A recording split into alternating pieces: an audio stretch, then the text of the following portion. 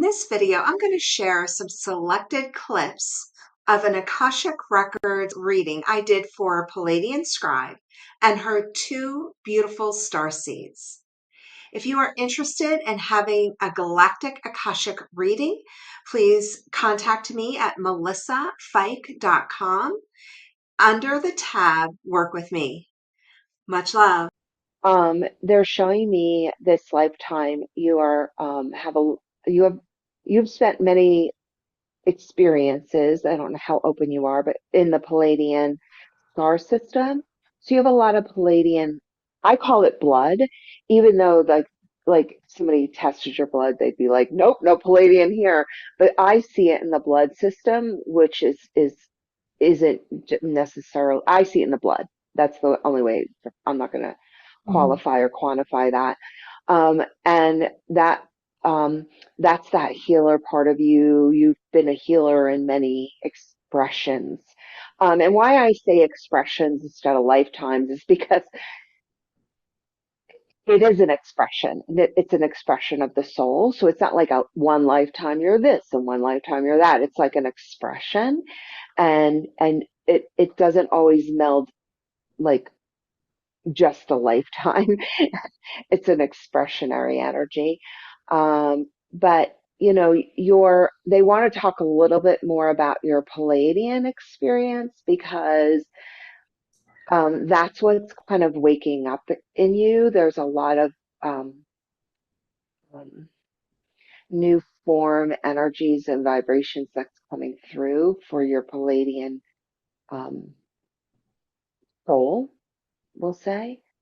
And a lot of that is coming up for you, and you've created a lot of confusion around yourself and around like what you're here to do, and you're spending too much time trying to figure it out instead of like the exhale and allowing it to happen. So recognize that new things are going to start coming up when you surrender and relax into it, but trying to search for it or find it is your, I mean, they're using a pretty harsh word, but I'm going to use it. That's your enemy, trying to make things happen, trying to figure it out. That's definitely your enemy.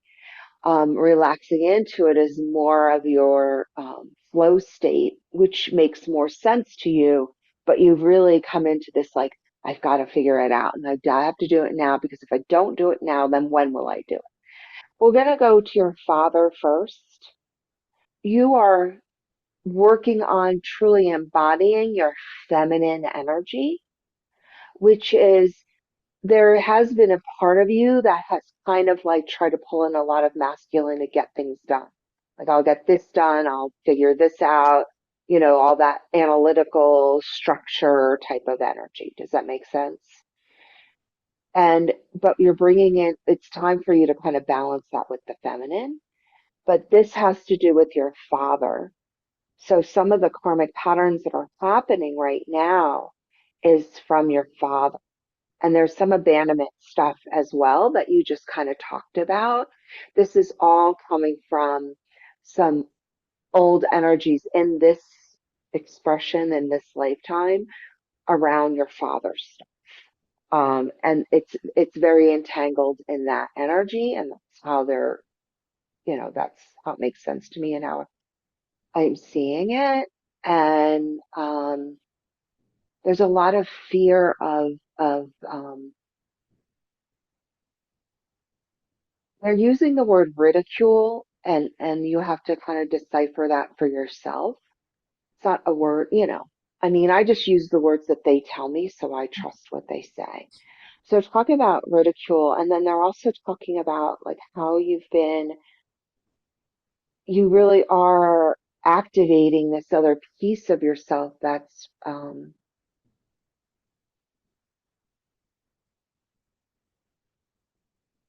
it's almost like you're fighting against you in some of this, whatever's coming up for you. It's like I feel like it's like, yeah, this information's coming through, but I'm fighting it a lot. I'm trying to make it happen, fight it. Resist it is another way to put that. And this is all this energy of like connection, intuition, um, recognizing your own power, um, and all of that. So you were talking about this pattern with people. They really bring in this masculine energy that's tied in with this.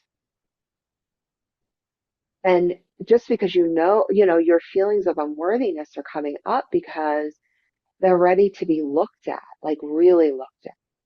Not just the awareness of it, but what's the feeling behind it? Where did it start? A lot of it is your own mother's, your biological mother's way of handling things too, because it was kind of like, um, very disconnected and I don't see anything, nothing's wrong kind of thing. So it felt very dismissive. Those are the patterns that you want to look at because that's a big power source for you. When you let that Palladian work energy come forward more, you're more grounded and you're more aware and you're more empowered. And it's not like, let me become the Palladian that I am and I'm not going to be a human anymore. It's not that type of thing. It's more of, um, for now, it's just more of an awareness of that and what's that really, really about. Yeah, you're moving through this transition because it's just time to really claim your gifts. You're really to ground in a lot more of your own higher consciousness. That is part of your own purpose, is to be true to you and to not um, look outside of yourself for what you're looking for. This is a trauma that happened about five, maybe right before you were six. I feel like it was like right before your sixth birthday, right around then. And it was some sort of a very specific, very, very traumatic trauma. Like it is an aware trauma, like big. And what happened in that trauma is that you were so, you thought, well, if they like me, then I'm okay. Or if they accept me, then I'm okay. And you're still chasing after that same thing. So you can look at what that was. Just let your body kind of help you remember. In the Palladian world, you are a scribe, um, and that's the way I kind of use the wording, meaning that you brought forward knowledge and information and you shared it. You're super knowledgeable about things, and it's not just like I read a book about it and now I know about it. It's you embody information differently. I kind of explain it like a wisdom piece. It's not about the information, it's about like the wisdom that comes with it. And I bet a lot of people said, "Oh, I've never thought about it that way," or "Thanks for showing me that," or "I didn't think about this," or "Thanks," you know what I mean? Like I bet you get that a lot from people. They're like, "Wow, you showed me something different, or I experienced it differently the way that you said it, or whatever it was." That's the piece. That's your gift. You can do many things with that. When you're asking yourself, "Am I not in the flow?" Ask yourself, "What am I resisting?" Okay. Okay. So say, what am I resisting in this? Like, what am I resist? Let's say you're having difficulty with a client and you can't get things going or something's not flowing. Ask like, what am I resisting? Oh, they remind me of my mom. Thank you for showing that, right? So you get more awareness when you're asking like, what is it that I'm resisting? That's first. The second thing was we'll read the children separately. I don't want to just try to like I want to read them clearly. Okay. That's number one. Before we do that though, I need to show you what's happening. When you're putting all of this, I understand toxic parent, they share DNA with that toxic. They knew that it was bigger chance of divorce than staying together. Right. So it wasn't like that wasn't already in their plan. You put all that energy into them, energetically, what the records are showing, there are two things. Number one, there's a piece of them that they don't feel they're almost like, well, am I good enough because my mom doesn't see me as good? They're going to be bad people, or they're going to not understand something, or they're not going to, whatever that is, still saying they're not good enough because there's Oh, you're putting that. I want it's going to be hard to hear. Look, I have children. I get it. So I completely understand what you're not recognizing is that you're putting a lot of that energy on them. And they're seeing it, they're feeling it, they're sensing it, and they're knowing it. They're super high aware beings. And they read energy really, really well.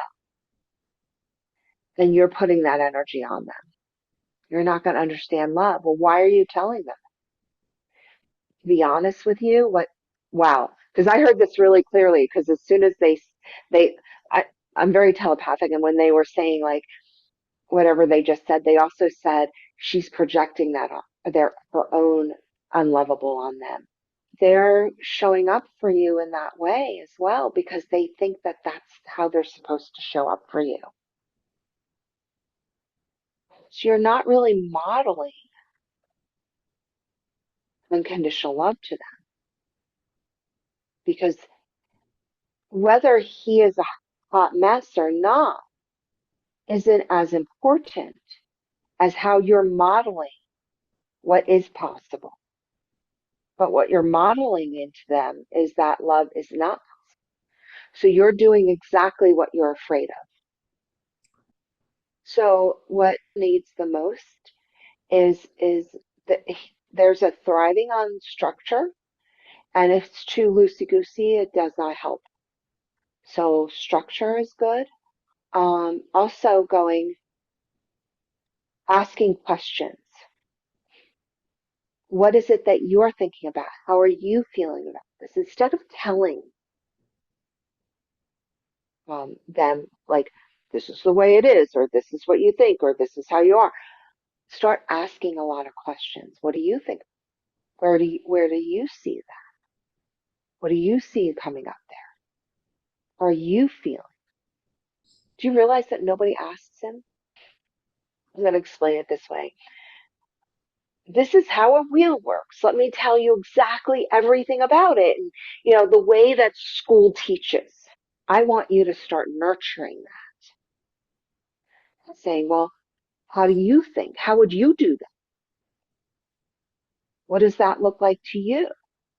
He does have he has like a, galactic engineering mind is the way that I kind of perceive. I got me chills right now. yeah. Meaning that it's not about mechanics, it's about how everything works, how everything moves together. You're going to learn a lot if you give him the space to bring that out. Do you understand where I'm going with this? I do. Instead of saying, yeah, in the fall, all the leaves, they're dormant and the trees fall, blah, blah, blah, blah, blah. Say, well, what do you think the trees are doing when they're doing that? How do you think the trees feel? Like, I feel that I feel like you need to open up some new ways of seeing the world for him. Is he did come here to see the world differently and to bring in a new perspective of what's going on. He is a fairly high engineering um, frequency in the galactic realm. And not uncommon for children of very high vibrational beings who haven't incarnated in the earth plane for a long time. They tend to choose families with abuse or like very difficult experiences because they have to learn what it's like to be in a physical world. She is our little adventurous soul. Yes. She is the one who one thing will never feel right. She'll always want to explore many, many different avenues. She's super creative. And your son is creative too, but differently creative. He's more like engineeringly creative. She's more like your kind of energy creative but super adventurous soul. She's the one who you have to give a lot of,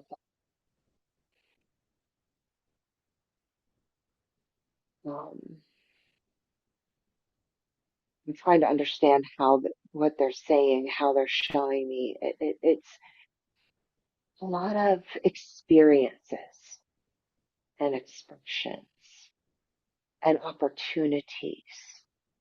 And, if she wants to play six different instruments, let her.